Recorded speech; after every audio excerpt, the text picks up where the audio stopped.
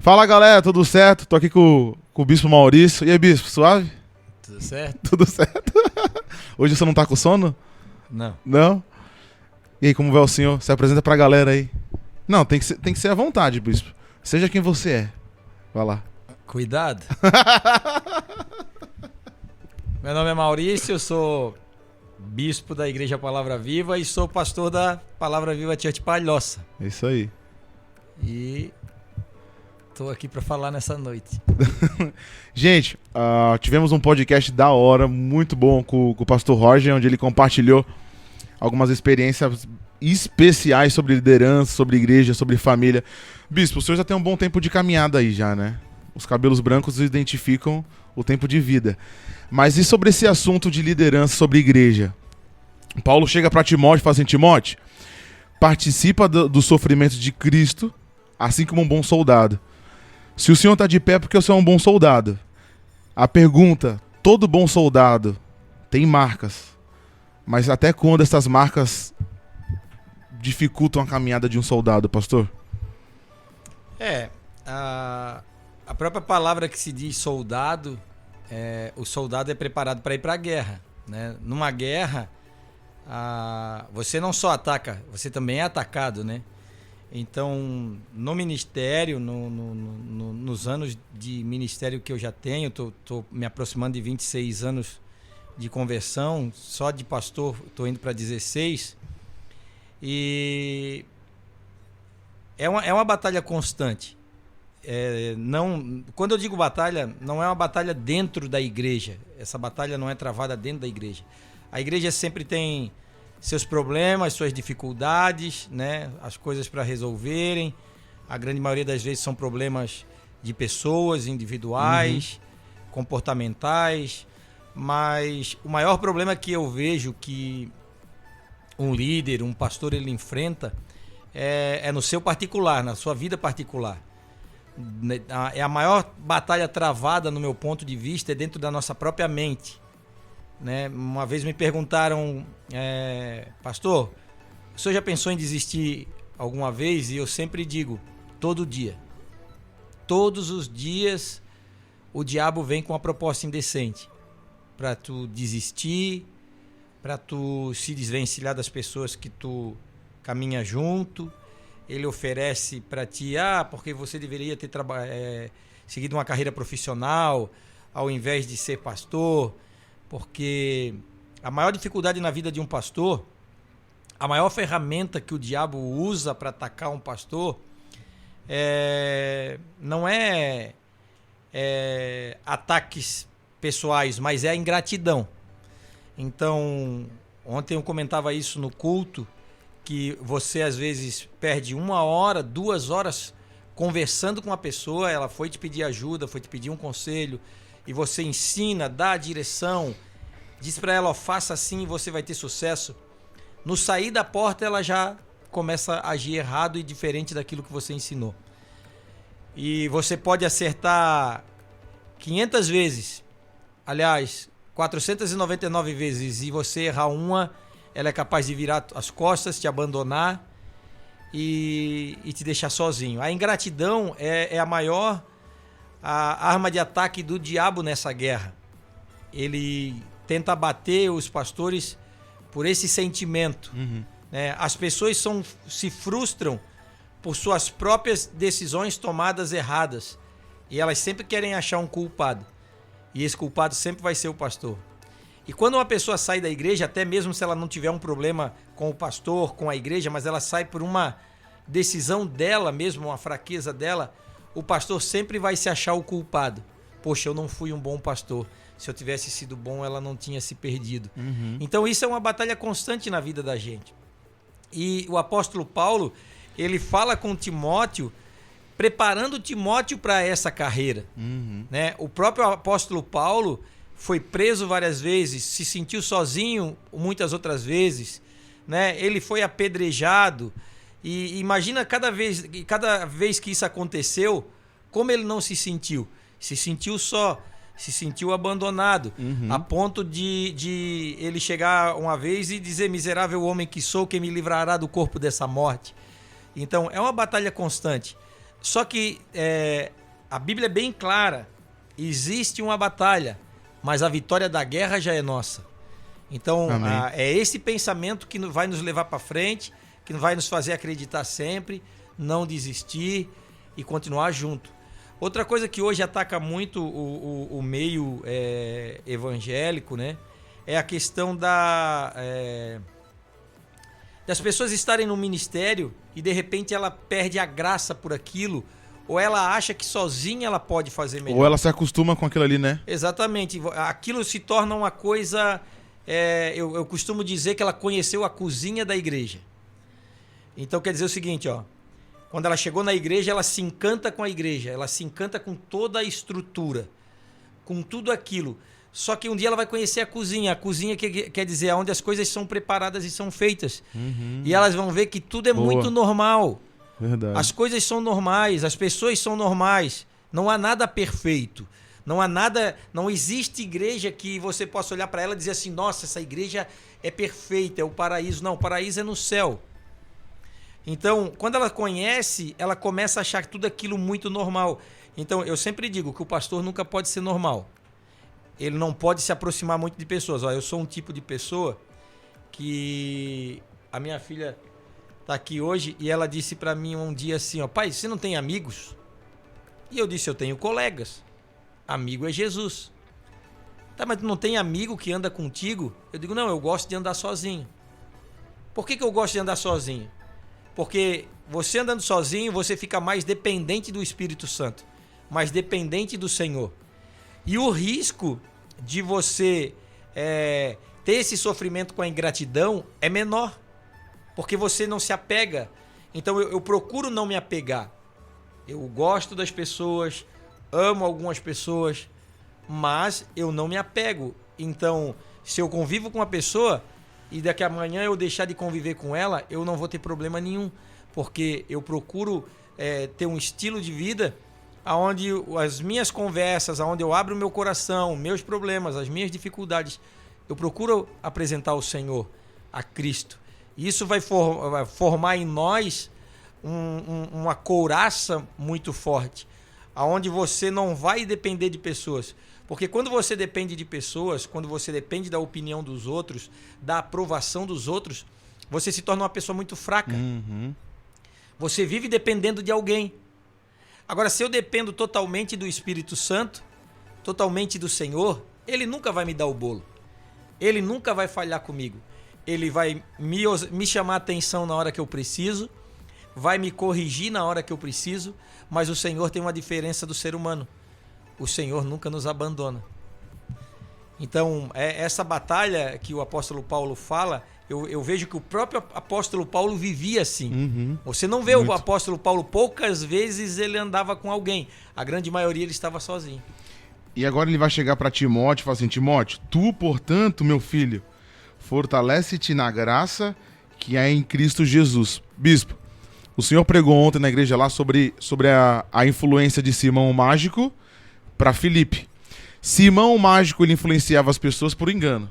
Filipe influenciava pela pregação do evangelho e causava um grande impacto e uma grande libertação. Nessa parte de fortaleça-te na graça, e que Timóteo, que Paulo fala para Timóteo, será que se fortalece-te, ele falou na graça, mas a gente como seres humanos, a gente precisa também de um apoio de outras pessoas.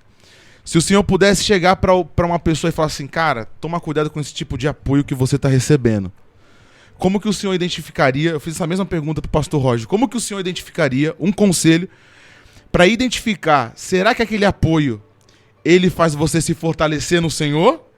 Ou ele faz você se fortalecer no engano do Simão o Mágico? Como que eu faço para identificar esse tipo de apoio ruim? Eu sou um tipo de pessoa que eu tenho uma personalidade muito forte. Então, eu muitas vezes discordo de muitos assuntos. Então, primeiro que eu acho que as pessoas me perguntam hoje assim, ó, o que fez o senhor chegar à posição que o senhor chegou? Hoje eu sou pastor de uma igreja linda, grande, sou coordenador de campus, sou coordenador de estado, sou bispo da Igreja Palavra Viva. E o que levou o senhor até ali?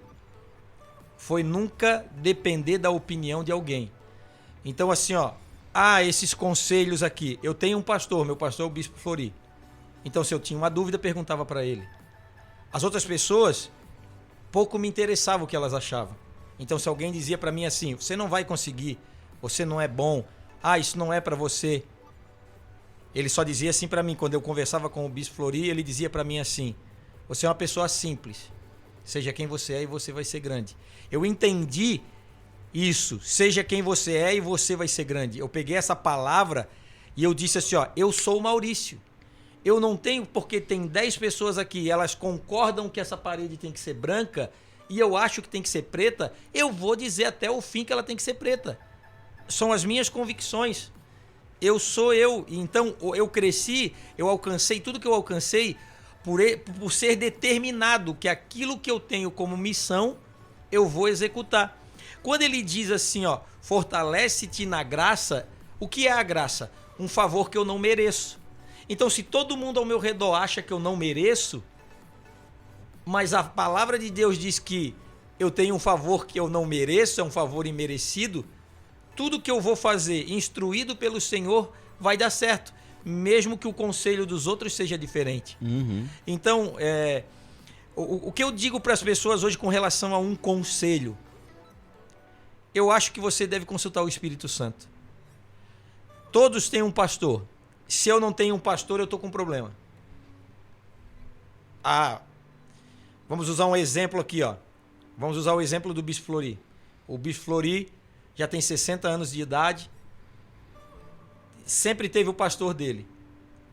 Até o dia que ele se tornou de uma certa idade, se você não tem mais o seu pastor.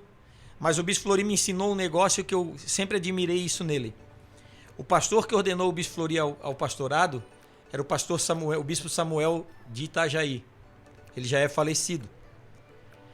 Desde que ele era vivo, nesses 36 anos da Igreja Palavra Viva, até os dias de hoje, ele já é falecido, o Bispo Flori não deixa nós abrirmos igreja em Itajaí. Porque ele diz, lá é o campus do meu pastor. E eu não vou abrir igreja lá. Sabe o que eu entendo disso? Que o maior conselho que você tem é o ensinamento que o teu pastor te deu. Uhum. Esse é o maior conselho. Você não precisa de conselhos paralelos. Ouça o que o teu pastor prega, pratica, bote em prática, o Espírito Santo vai te capacitar e isso vai fazer você grande. Todos os líderes grandes, eles são pessoas determinadas, que não dependem da opinião dos outros. Eles têm suas convicções. Agora, um fato, ter sua convicção não quer dizer que você não vai ouvir ninguém. Como eu falei, você tem o seu pastor para ouvir. Uhum. Você tem a sua liderança para ouvir. Mas aí, quer dizer, eu tenho uma liderança e eu quero escutar conselhos paralelos. Eu vou no YouTube olhar conselhos paralelos e são pessoas fracas. Porque a pessoa forte, ela recebe a instrução e a pratica. Ela recebe aquilo que o Espírito Santo usa o seu líder para falar e ela pratica. É assim que um bom soldado funciona. Ele recebe a ordem do seu comando e a executa. E nada vai tirar ele desse foco. A execução já é programada. Não existe um plano B. Eu vou executar.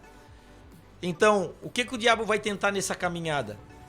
Ele vai dizer para você se enfraquecer nas suas convicções. Então, quando o apóstolo Paulo diz a Timóteo assim, fortalece-te na graça, quer dizer, fortalece-te no ensinamento do Senhor. E não te preocupa com o que os outros vão dizer. Top. E ele vai ter suas convicções e ele não vai cair. Se Adão tivesse suas convicções, ele não tinha caído no Éden. Por que ele caiu no Éden? Porque ele não tinha suas convicções. Bastou uma palavra da serpente para Eva, bastou uma palavra da Eva para ele e ele caiu. Então todo líder tem que ter um pastor e todo líder tem que ser convicto nas suas ações. Exatamente. Eu preguei um dia na igreja de Lajeado e aquilo Deus me deu assim muito forte. Comparando Cristo no Getsemane com o Davi, o rei Davi, na hora que vai enfrentar Golias, né? Quando Davi vai enfrentar Golias, eles botam a couraça de Saul nele. Saul bota a sua armadura nele.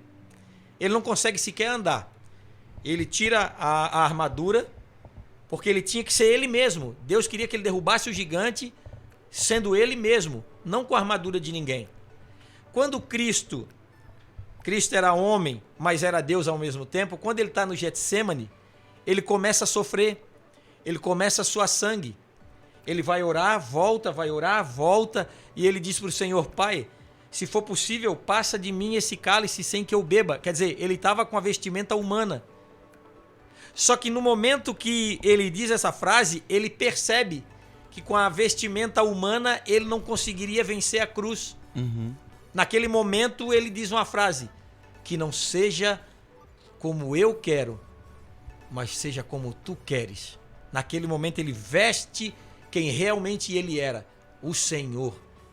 E ele se levanta e vamos. Glória a Deus. E vai para a cruz. Nossa. O senhor é conhecido como um pastor de muitas experiências sobrenaturais, de causar um espírito de risada na igreja, né? Compartilha com o pessoal aquela experiência lá da Cassol, onde o caminhão voou, pastor. Eu quero ouvir. Sim. Eu já vivi muitas experiências. Porque assim, ó, o senhor falou que todo líder, ele tem que ter um pastor, ele tem que ter convicção, mas ele também tem que ter experiência sobrenatural com o Espírito. Sim. São essas experiências onde eu falei para vocês, ó.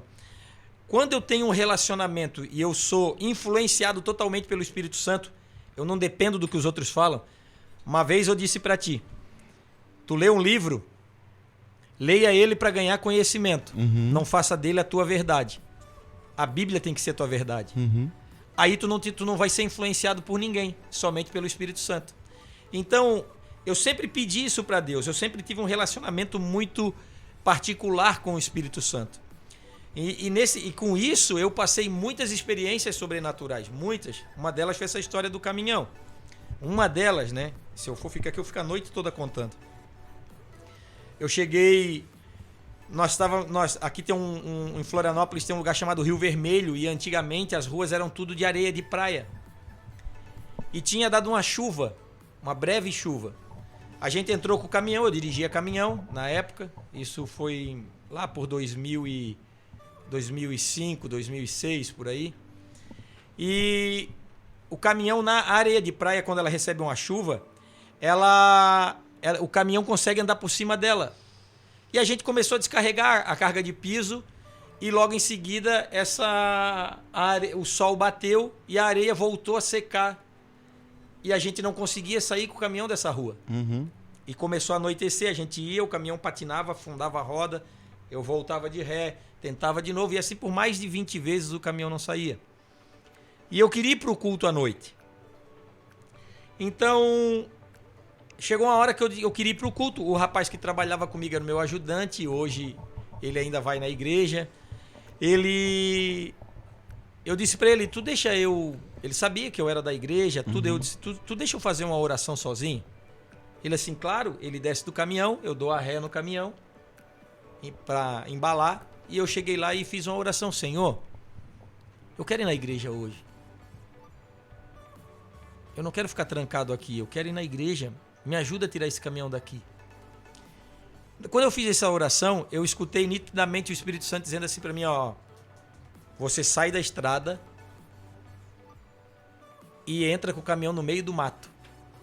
Era loucura isso. Ninguém bota um caminhão no meio do mato.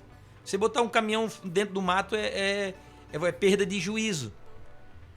E eles, você mira a sua roda naquela moita lá e a outra parte do caminhão você joga para dentro do mato. Uhum. Eu disse: Senhor, se eu botar o caminhão lá só com guindaste para tirar, o Senhor disse: eu sou o teu guindaste. E eu acelerei o caminhão e fui. Meu Deus. Quando o Francisco viu o caminhão indo naquela direção, ele começou a fazer com a mão assim: ó, não, para, não, e gritar para mim parar. E eu acelerei, convicto que era Deus. Tá vendo que eu falei do conselho, da influência? Convicto. Deus está falando comigo, eu vou fazer o que Deus está falando. E o caminhão passou, saiu do atoleiro. E eu parei lá na frente dando glória a Deus, glória a Deus, glória a Deus. E ele vem correndo atrás do caminhão. E eu era convertido, ele não. Ele sequer ia na igreja. Quando ele abre a porta do caminhão, ele tá branco. Ele é um cara moreno, quase mulato. E ele tava branco, parecia que tinha visto um fantasma. E ele disse pra mim, ele abriu a porta e disse: cara, o que foi aquilo? E eu disse: como assim, o que foi aquilo? O caminhão passou com a roda uns 40 centímetros do chão, a roda traseira. Você quando contou era 1 metro, né? Agora diminuiu. Não, 1 metro não tem como, né? Ele assim, o caminhão tinha uns 30, 40 centímetros, a roda rodando alto do chão. Meu Deus. Aí eu olhei pra ele, aí ele começou a chorar, eu comecei a chorar também. Aí eu comecei a chorar, aí ele entrou no caminhão, a gente foi indo embora, e ele, emocionado, ele disse pra mim: cara, me explica esses negócios de fé, de Deus, que eu não entendo nada. Glória e a gente veio conversando, e por fim, ele foi pra igreja, eu batizei ele. Então, foi uma experiência bem sobrenatural, né? Outra experiência que eu tive sobrenatural, recente, eu estava na academia, na esteira, fazendo esteira na academia, e de repente entra um rapaz da igreja, o Fábio. Posso até dizer o nome dele aqui, ele vai confirmar. O Fábio entra, o Espírito Santo para mim, vai lá e pergunta para ele pela Dona Terezinha. Eu disse: eu não vou perguntar por Dona Terezinha coisa nenhuma, não conheço Terezinha nenhuma. Que loucura é essa? E o Espírito Santo vai, pergunta como está a Dona Terezinha. Não, Senhor, não vou, não tô maluco, tô ficando maluco. E eu disse: Senhor, se for tu mesmo que estás falando comigo, eu vou lá pegar água, e se eu for pegar água, ele vai atrás de mim. E eu saí da esteira e fui pegar água. Quando eu tô enchendo a garrafinha na máquina de água gelada, quem bate nas minhas costas? O Fábio. E aí, pastor? Como é que tá as coisas? Eu olhei pra ele e já gelei. Cheguei pra ele e disse: Fábio, tu me desculpa o que eu vou te falar, mas eu tenho que obedecer a Deus. Dentro da academia, isso. Ele mandou perguntar como é que tá a Dona Terezinha. Quando eu falei isso, Fábio: como assim? Como assim, Dona Terezinha? Eu disse: pois é, tu sabe esses negócios de igreja, né? Essas loucuragens de igreja aí. O Espírito Santo mandou te perguntar pela Dona Terezinha. Ele: ai meu Deus, tô todo arrepiado. Eu disse: quem é Terezinha? Eu já estava agoniado, já queria saber quem era Terezinha. Ele assim: pastor, o meu tio morreu ontem. E a gente levou a minha tia, que era a esposa dele, que vieram do oeste, para nossa casa. E ela tentou se matar 2 vezes hoje. Porque não sabe como vai ficar sozinha e tal. E aí o Espírito Santo disse para mim: ministra ele. Eu disse: ó, disse para ela que o Senhor, conta o que aconteceu aqui, e diga para ela que o Senhor mandou dizer para ela que ela não vai ficar sozinha, que o Senhor vai se encarregar de cuidar da vida dela. Ele começou a chorar. Eu saí dali, eu tinha ido, a academia era perto da minha casa, era de noite, estava chovendo, e eu tinha ido de bicicleta para a academia. Eu peguei a bicicleta, andei uns 300 metros, sentei no meio-fio, chovendo, à noite, e comecei a chorar. Por que eu estava chorando? Porque foi algo tão profundo do Espírito Santo que sabe, ele nos surpreende com essas atitudes. E como é que eu vou alcançar isso? Quando eu tiver intimidade com ele. Exato. O senhor falando, e pra gente concluir, eu não vejo outra coisa melhor do que uma construção sobre um pastor, um líder que tem um pastor, tem boas convicções, e isso tudo vai gerar experiências sobrenaturais. Percebe que não tem como pular para a terceira. Não adianta eu falar que eu não tenho um pastor e viver experiências sobrenaturais, mas é uma construção. Então, se você recebeu essa palavra aí, cara, foi muito bom, bispo, obrigado. Eu acredito que essas experiências também servem para despertar alguém. Só para acrescentar, o texto que a gente estava falando de Filipe e Simão, Simão, ele pregava artes mágicas e encantamentos, feitiçarias. Ele dominava toda a cidade. Sim. Quando Filipe chega, Filipe acaba com tudo. Porque os sinais e prodígios pela vida de Filipe eram muito grandes. Agora, perceba uma coisa. Filipe estava sozinho na cidade. Mas ele tinha um líder, Jesus. Ele reproduzia fielmente o que Jesus ensinava. O que isso quer dizer? Meu Deus. Às vezes você pode estar longe do seu líder, Você pode estar num lugar sem ele, mas se você seguir a instrução, os sinais vão acontecer, os milagres vão acontecer. Filipe seguia a risca. Ele sai dali, ele está indo a caminho e para uma carruagem. Era um eunuco. Ele pede carona, o eunuco está lendo as escrituras, ele diz, você está entendendo o que você está lendo? Ele diz, como que eu vou entender se não tem quem me ensine? Ele começa a ensinar. De quem que ele fala? Ele não fala dele. Ele podia dizer, olha, eu vim de Samaria agora e eu curei muita gente. Não. Ele fala de quem? De Cristo. O eunuco diz, então tá aí a água, que me impede de ser batizado? Ele nada, eles param, desce, ele batiza o eunuco, a Bíblia diz que ele é arrebatado. Imediatamente ele sai dali e aparece em Jerusalém. E o que a Bíblia diz? Ele continua pregando a palavra. Todo líder bem-sucedido, ele não dá ouvidos para pensamentos, vozes, ele prega a palavra, segue a sua carreira e não fica tendo altos e baixos. Glória a Deus. Glória a Deus. Se você ainda não curtiu, curta aí, compartilha e envie para aquele seu amigo que deseja um dia se tornar um grande líder, porque eu tenho certeza que essa palavra vai impactar e inspirar mais pessoas. Bispo, valeu, tá? Valeu. Pode crer. Pode crer. Deus abençoe vocês.